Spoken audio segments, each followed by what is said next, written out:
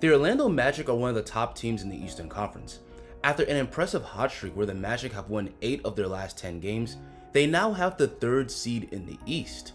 Here on More Hoops, I predicted that the Magic would shock the NBA thanks to the growth of their young players, and right now that's exactly what's happening. What's crazy is that the Magic are doing all this without their best player. Paolo Banchero was off to a hell of a start at the beginning of the season. Through 5 games, he was averaging 29 points, 9 rebounds, and 5 assists per game. He was clearly taking his game to the next level, but unfortunately, he suffered a torn right oblique against the Bulls that would sideline him for an extended period of time. An injury to the Magic's rising superstar appeared to be a major setback, but yet they're thriving, and that's largely due to other young players stepping up.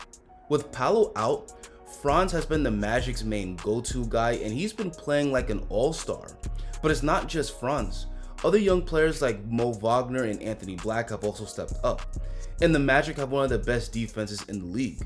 This video will break it all down, but first, we gotta discuss BetUS. Guys, if you love the NBA, then you should consider joining BetUS because it makes the games even more fun to watch. You could bet on the games and make predictions on regular season wins, and if you're correct, you could cash out. I think the Magic are going to continue to ball out this season, so I'm taking the over on them winning 47 games. If you sign up, use the code YouTube150 and receive a 150% sign up bonus on the first deposit and 125% on the second and third deposits of up to $2,000. Now back to the Magic. We gotta start off with Franz Wagner.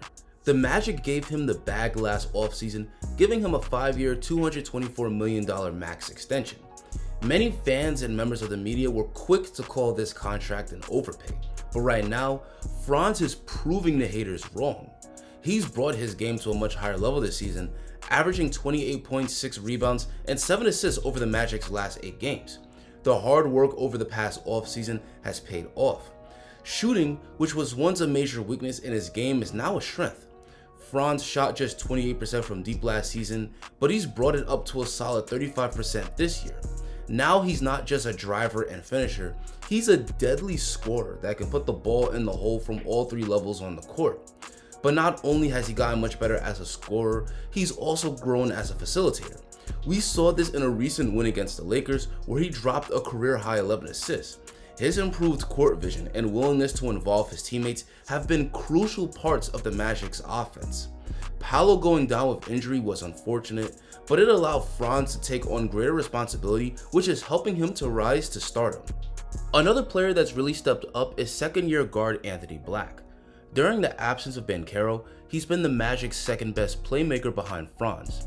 He's really good at getting by his man and getting to the rim where he's a strong finisher. His floaters and high off the glass layups helps him score in the paint even when challenged by help defenders. The constant pressure he puts on the rim with his driving helps him to draw multiple defenders towards him, allowing Black to set up his teammates for easy baskets. He's got great chemistry with the Magic's big men. A lot of his assists comes from making the dump off passes to his bigs, setting them up for an open dunk or layup.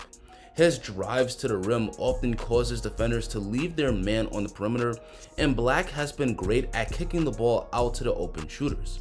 Although Black is coming off the bench, he's been a crucial part of the Magic's offense, which is why Coach Mosley often has him in closing lineups, and his clutch play in the fourth quarter have helped the Magic to finish games.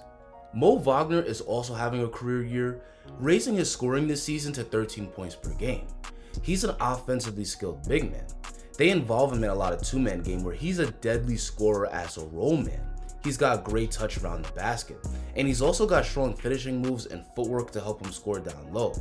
And he's not all dunks and layups. He can also set the pick and pop out for a jump shot. He can even knock down threes, and he hits enough of them to force defenders to close out, allowing him to use pump fakes to get defenders off their feet and allowing him to get right by them and all the way to the rim. Overall, Moritz Wagner's improved production this season has been a big part of the Magic's success. The Magic have a lot of guys stepping up, but some of their key role players are underachieving. KCP was the Magic's main addition from last offseason. They signed him to a 3-year, $66 million deal, and the Magic were hoping that his veteran leadership and championship experience would make him a great addition. But so far, KCP is averaging just 7 points per game, and he's shooting just 33% from the field and an ice-cold 23% from 3. The Magic were also expecting Jalen Suggs to keep improving after giving him a 5-year $150 million extension right before the start of the season. But so far, while he is putting up a career high in scoring at 15 points per game, he's also struggling with his shooting at just 40% from the field and 31% from deep. Even though they're both struggling, I think both players will bounce back. Suggs shot 40% from deep last season, and KCP has been a great shooter throughout most of his career, so I think it's only a matter of time before the three-point shots start going in. Once the Magic start getting better outside shooting from their starting backcourt, that should make this team a lot better. A big part of the Magic's success is also their defense. They're one of the best defensive teams, ranking 3rd in the NBA in defensive rating. This is largely thanks to exceptional defensive talent and great teamwork. KCP and Jalen Suggs may be underwhelming offensively right now, but together, they're one of the best defensive backcourts in the league. They're both big guards that are quick enough to stay in front of opposing guards, making it difficult for them to create space or drive to the basket. They're also great at pressuring ball handlers, making them uncomfortable and forcing mistakes, which leads to turnovers. Anthony Black is also a big part of that perimeter defense. Not only does he have great quickness, but he's got great size for a guard at 6'7". This helps him to keep in front of ball handlers, contest well, and force extremely difficult shots. As a team, the Magic are also great at forcing turnovers. Players like Franz Wagner and Tristan da Silva are forwards with great heights and wingspans, allowing them to disrupt passing lanes. The insane amount of length the Magic have on the floor make it tough for teams to get off clean passes and run their offense. All of the steals the Magic get sparks their offense, helping them to get out on the fast break. The Magic's defenders are also very versatile. Their guards are big and strong enough to switch and defend much bigger players, and the Magic's centers are agile enough to switch onto smaller, quicker players. This allows the Magic to switch ball screens, and with everyone having the ability to hold their own in isolation, there's nobody for opposing teams to target on defense. The Magic also protect the paint really well. Their defensive rotations are excellent. When someone gets blown by on the perimeter, a player rotates over to challenge the driver, and someone rotates over to help the helper, ensuring that there's someone to grab the rebound. Goga Bitadze has been the Magic's best rim protector. His great positioning and timing on blocks makes him a great defensive presence in the paint. And along with Goga, the Magic have other big men like Jonathan Isaac and Wendell Carter Jr. that are great at contesting shots at the rim.